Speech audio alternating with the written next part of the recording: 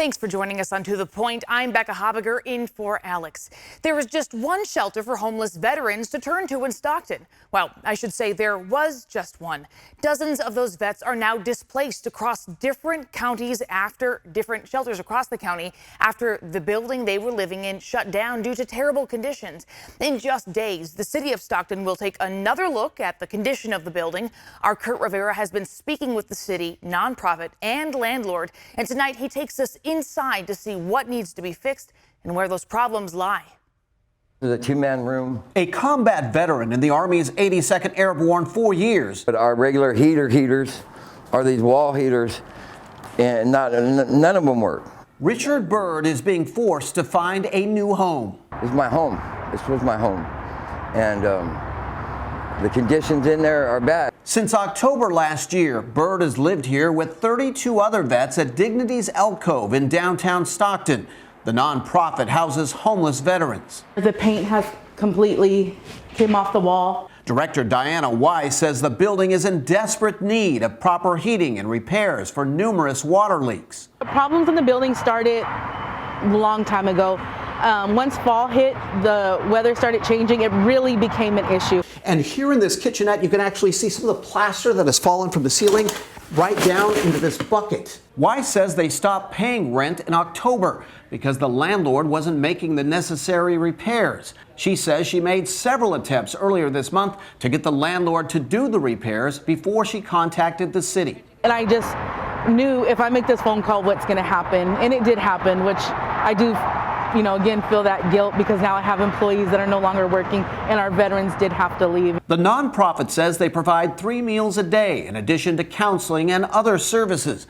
Air Force veteran Ken Serra worked 3 years here doing security and more. The building is in dire need of repair, dire need. It's understandable but regrettable. It wasn't like this when we left. As a disabled veteran, Richard Bird credits Dignity's Elk Cove for advocating and getting him 100% of his Veterans Administration benefits available and is living in a local hotel for now. I'm here and I'm just trying to live again, An attorney representing the landlord says the landlord is working promptly regarding the repair. Meanwhile, the landlord's attorney tells ABC 10 he is facing financial difficulties to perform all repairs on his own. The city of Stockton is giving the landlord until March 1st to make repairs on water leaks and heating issues. We'll continue following this story as it develops. And you can keep up with this story and everything else we're working on by joining our new To The Point text group. Just scan the QR code on your screen using the camera app on your smartphone. It'll generate a text for you, and all you have to do is hit send, and we'll keep you in the loop on upcoming stories. And you can also text story ideas to us. Across the nation, 2022 was a record year for the number of people who died at the hands of law enforcement, whether shot, beaten, restrained, or tasered. That's according to a nonprofit research group called Mapping Police Violence, which tracks these fatal incidents. California, however, saw its lowest number of deaths since the group started tracking data in 2013, with 139 people killed by law enforcement across the state, though that was still the highest number among all the states, due in part to California being the most populous state. One of those people was 48-year-old Stingley. Now, we've been following closely this story for months now. Stingley died in the hospital days after going unconscious during an arrest by Sacramento County Sheriff's deputies. That was back in December. The sheriff's office says they were responding to a report of a man under someone's truck in a Sacramento County neighborhood. Stingley's family says he was having a mental health crisis and was searching for his daughter's home in that same neighborhood. At a memorial and march for Stingley yesterday, I asked family and supporters how they see his death fitting into a broader picture. And a warning, we do show some of the body camera video in this story. Tutu the General, that's who he is. On Sunday afternoon, dozens of people gathered at Florence Square to remember Stingley. I try not to cry today, but I just miss him. I miss his smile, I miss his bald head, I miss his ears, I miss his voice. Stingley's daughter, 20-year-old Diamond Stingley, remembers her dad as a man who loved his family, who had a megawatt smile and was the life of the party. Family and friends say he was taken too soon. They took a whole life that we never get back. They took my memory, They took my protector. I'm coming and I'm not gonna stop. I'm gonna get justice. Come your hand. Stingley became unconscious during an arrest on December 6th. The Sacramento County Sheriff's Office has released one angle of body camera video. It shows he initially complied with deputies, but then a struggle started. By the 4th minute, Stingley appeared to pass out. He was taken to the hospital where the coroner's office pronounced him dead 10 days later. Now, Stingley's family has filed a federal civil rights lawsuit against Sacramento County and the Sheriff's Office. The Sheriff's Office tells us they have a long-standing policy of not commenting on pending litigation. Justice! On Sunday evening, at a march organized by Black Lives Matter Sacramento, founder Tanya Faison talked about the number of people killed by law enforcement nationwide in 2022. A number Mapping Police Violence says is close to 1,200, the highest it's been since the nonprofit started tracking these fatal incidents in 2013. More than 1 in 10 of those last year happened in California, including Stingley's death. We're experiencing a lot of death by law enforcement that's going unchecked and unnoticed, and nobody's talking about it. Stingley family friend Zakia Brazil, known as Miss Kiwi, oversees an after-school program for kids in Del Paso Heights, which is how she came to know Sharano Stingley, whose young son SJ was in her program. It's very hard. You want your babies not to live in fear. You know, you want them to wake up happy and strong, and you want them to succeed in life. But then you have these moments where, I had SJ tell me he has to look over his shoulder. The group marched east along Florin Road, calling for justice for Sharano Stingley. I just hate that he's no longer here and how his life ended like that. We're trying to lift his name today and make sure that the community here knows that we're going to continue to fight and remind people that he was killed and he was not armed and it was not justified, and he should still be here with us today. They say they want the deputies involved in Stingley's arrest held accountable for his death. They are also calling for the release of more body camera video. The march closed down the intersection of Florin Road and Franklin Boulevard for a short time around 8 Sunday night. The demonstration ended without incident, and family members say they'll continue pushing for answers. People are moving out of California in droves, but why are some people staying? That's after the break.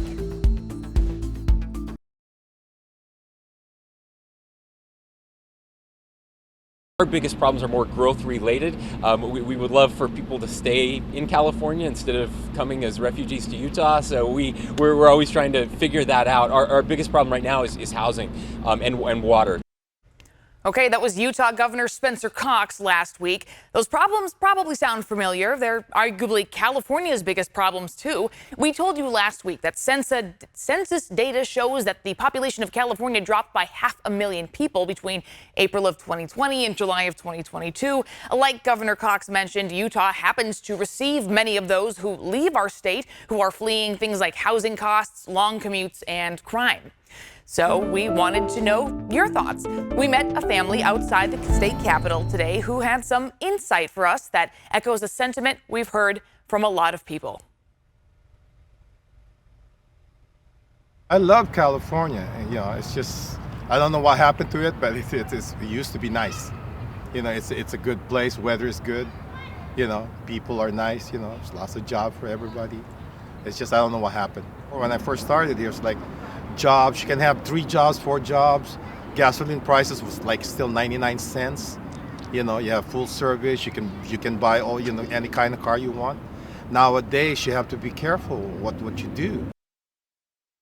So where do you stand? Are you planning to leave California? If not, what's keeping you here? Let us know. You can text us at 916-321-3310 or shoot an email to thepoint@abc10.com.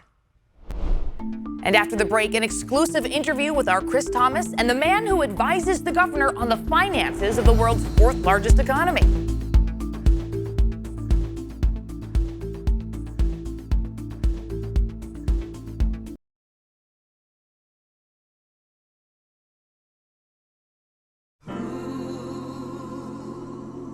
February is Black History Month. Tonight, our Chris Thomas is introducing us to someone in our state government you might not have heard of before. Joe Steffenshaw is the first Black director of California's Department of Finance, and his first 6 months on the job have not been easy. All eyes are often on the nation's most populous state, and that includes bad actors looking to make a quick buck. After all, California has the 4th largest economy in the world, and the state's newly sworn-in finance director had his hands full when the department was hit by the unthinkable, a cyber attack.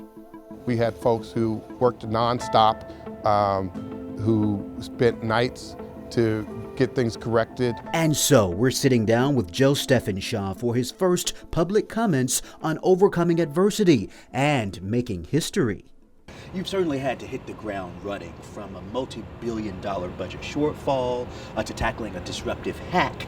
Talk about how you were able to maneuver through all of this. Yeah, I definitely came in at an interesting time after a couple years of unprecedented surpluses, and facing the shortfall is definitely probably not something that one would wish for entering this position. And as we were building the budget, we did have a IT security incident at the beginning of December. This department really is a shining star in my eyes of state government, and the department really rallied together. Talk about how challenging that process was. I've heard some people had to abandon their computers and use pen and paper to get work done. Yes, we did. We were faced with a situation where we had to make adjustments to get our job done, go back to some of the old conventional ways, but we were able to pull through that, and I really have to take my hat off to the employees of the department for making sure that we were able to overcome the obstacles that we had in our way and deliver the governor's budget on January 10th. Not only did they deliver the budget, the California Office of Emergency Services says the Department of Technology, the Cybersecurity Integration Center, and Highway Patrol all responded to the threat, and no state funds were compromised. Joe Steffenshaw says he leaned on decades of experience, having worked his way up from a budget analyst to become director of the department. So you earn your master's in business administration from Sac State. You're now raising your family here in the capital city. What has this community meant to you, and how do you think it prepared you for this role? Sacramento is my home. I've been here for most of my life. I love the city. I really appreciate now, as an adult and a father, raising my family here, of what a wonderful place it is to raise a family. My goodness, they must be proud of you, huh? My kids now are 8 and 6, so I think if they fully appreciated what I did, they might be, but right now I'm just dad who doesn't understand anything. So, yes. All jokes aside, Dad has just achieved a major milestone, becoming the first African American to lead the California Department of Finance. Did you ever dream you would be sitting in this seat making history? I didn't. Honestly, it has not quite all set in yet because it's such a huge role and responsibility. I was sworn in August, and it feels like it's been a number of years, everything that we've gone through in developing the governor's budget and releasing the governor's budget. You know, as we work through this, many have raised concerns about climate change funding being one of the biggest hit items in the possible budget cuts, even as we continue to be a land of extremes here in California, from deadly wildfires and drought one year to flooding and mudslides the next. Your response to those who call the budget short-sighted? We're currently going through the public process of the legislature, going over the governor's budget. They're holding hearings now, the budget committees, the budget subcommittees. It's the opportunity for the public to tune in, weigh in, understand what is being contemplated in the budget deliberations, and so I just would encourage folks to get involved and to really understand better of what all goes into the process and the decision making in developing the annual financial plan for the state. Are there things that I have not asked you? One of the things we wanted to do was really highlight this Black History Month, that there are people in our midst, even today, who are making a history and making a difference in our community. What does that mean to you? Have to acknowledge that it's, nobody does it by themselves. There's always support. I recognize that I had that myself as I advanced my career, that it's my responsibility now to provide that same type of support to younger generations as they advance through their careers as well. And anchor Chris Thomas joined us now. Chris, this history-making man serves as the governor's chief fiscal policy advisor. He just dealt with a cyber attack in December. What are you now learning about the safety and security in our state budget this year? Quite the 6 months, to start the job. Well, given the $22 billion budget shortfall, it does call for cuts to things like technology, modernization, and stabilization. But on the topic of cybersecurity itself, the budget calls for adding $28 million and actually 40 new positions to tackle any possible new threats. We have more information on our website, abc10.com/links. Great, Chris, thanks. And then on Wednesday, you're going to be sitting down with Ben Jealous, the former head of the NAACP. What can we expect to hear? You know, he's actually the youngest ever elected president of the national NAACP, and he is here tonight in Oak Park. He's doing a book signing and taking questions at Underground Bookstore in Oak Park. The book is called Never Forget Our People Were Always Free, a parable of American healing. And to me, it says a lot about Sacramento and the capital city that this national leader is here taking questions, signing books, things of that nature. So we'll talk about everything from policing to the civil rights concerns of our time on Wednesday night. Great, looking forward to that interview. Thank you, Chris. Thank you. Now, we've had some great weather, but things are changing soon. Here's our chief meteorologist, Monica Woods. Oh, you're right about that. Great weather. Look at these highs today. Upper 60s to near 70 in the valley, close to 60 for the foothills, and close to 50 for the Sierra. Winter weather is in store, though, for the rest of the week. Wind advisory goes in play tomorrow morning, and that will take us all the way through the evening with wind gusts over 40 miles per hour. In the Tahoe Basin, winter weather advisory starts up tomorrow as well. 3 to 9 inches of snow, difficult travel down the hill. It's a winter storm warning with 2 to 4 feet of new snow, with the big weather days being Wednesday and Thursday. Thursday morning is when we have that potential for very low snow. Tomorrow afternoon, we start to see the rain and snow developing. We get a break periodically, but Thursday morning with the cold air locked in, look at this. Snow trying to press its way westward into the valley very early Thursday morning. So as you awake, you might find a few flurries out there. Not a lot of accumulating snow at the lower elevations, but for the foothills, we're talking snow all the way through Friday as well. Total accumulation for the higher elevations will be anywhere from 2 to 4 feet, that being until Friday morning with chains and travel delays. Rain's going to be a little bit on the lighter side, about 1/4 of an inch to 1/2 an inch for the valley, up to about 1 inch for Sacramento and San Francisco. Certainly could see some travel delays with longer commutes.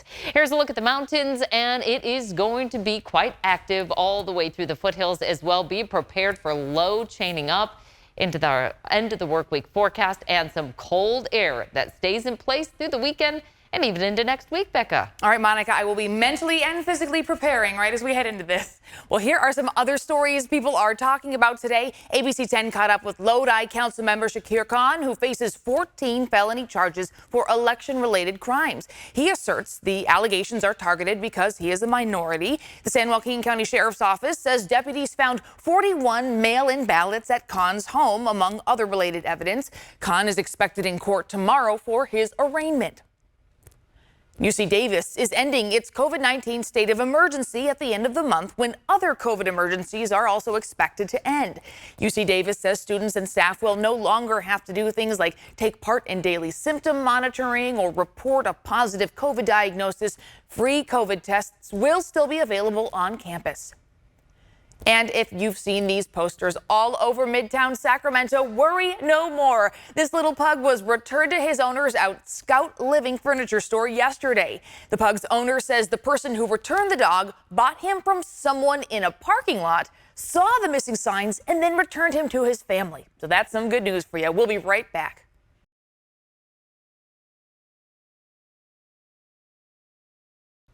Coming up tomorrow, a drug to cure or even treat Alzheimer's disease has been out of reach until now. A new drug, Leqembi, is offering hope to people entering the early stages of the disease.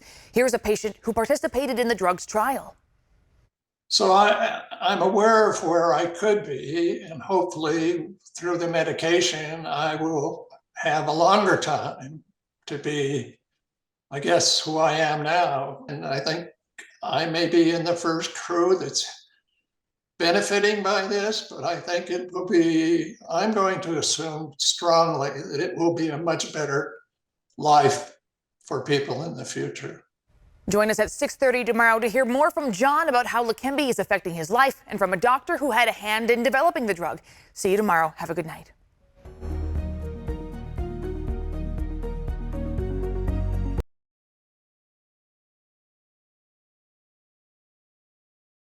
Hey, it's Alex. Just wanted to say thank you so much for watching. I really love hearing from everyone, and I hope that you'll stay in touch. Reach out to me on Facebook at AlexBellTV, or you can email me at tothepoint@abc10.com, or you can even send me a text message at 916-321-3310.